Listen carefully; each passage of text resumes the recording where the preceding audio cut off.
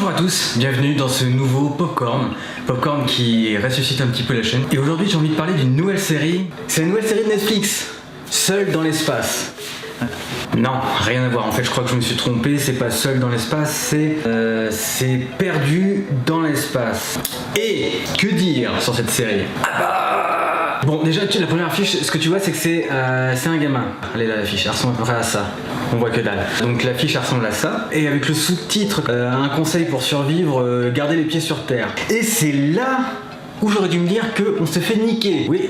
En fait, tu te dis, c'est génial. La série commence dans l'espace, ils font une partie de cartes. Bon, cool. Et tu te dis, putain, ça va se passer dans l'espace, c'est énorme. Je m'attends pas non plus à du Battlestar Galactica, faut pas déconner non plus. Et là, au fur et à mesure que le premier épisode se défile, tu te dis, non, ça va pas se passer comme prévu en fait. Pourtant, c'était marqué sur l'affiche, comme je viens de le dire, garder les pieds sur terre. Et c'est ça le gros problème de cette série, putain, c'est que ça se passe toujours sur Terre. En fait, les mecs, ils partent de la Terre, où c'est la merde, pour partir sur une nouvelle galaxie où c'est censé ne pas être la merde, où l'homme va pouvoir se reconstruire et développer des nouvelles choses, des nouvelles civilisations.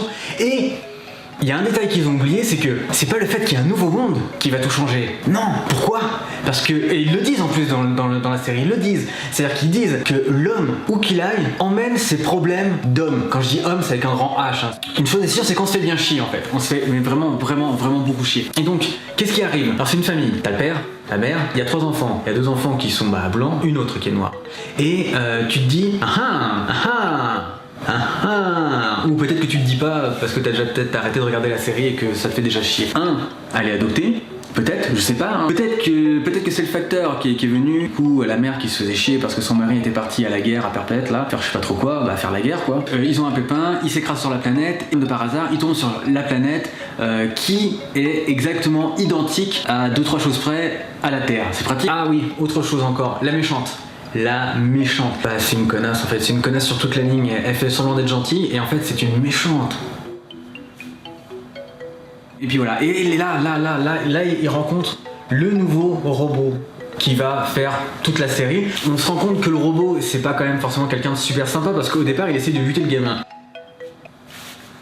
C'est pas cool. Mais le gamin, comme il est un peu couillon, il décide de le sauver. Pourquoi pas? Et là, le robot devient gentil. Magic. Ça, c'est un retournement de situation plutôt incroyable. Non, pas du tout. Sachant que par la suite, on apprend que le robot est un gros FDP. Oui monsieur, c'est un gros fils de pute le robot, puisque c'est à cause du robot que le vaisseau dans lequel ils étaient, que le vaisseau a explosé, et en fait t'as un robot qui est venu et qui a buté tout le monde. Pas de chance. À partir de là, toute l'histoire se passe sur la Terre. J'ai regardé 4 épisodes, j'ai pas réussi à aller jusqu'au bout de la saison parce que ça me gonflait vénère. En fait, on se fait chier sur toute la ligne avec cette série. Je suis désolé Netflix, je suis désolé.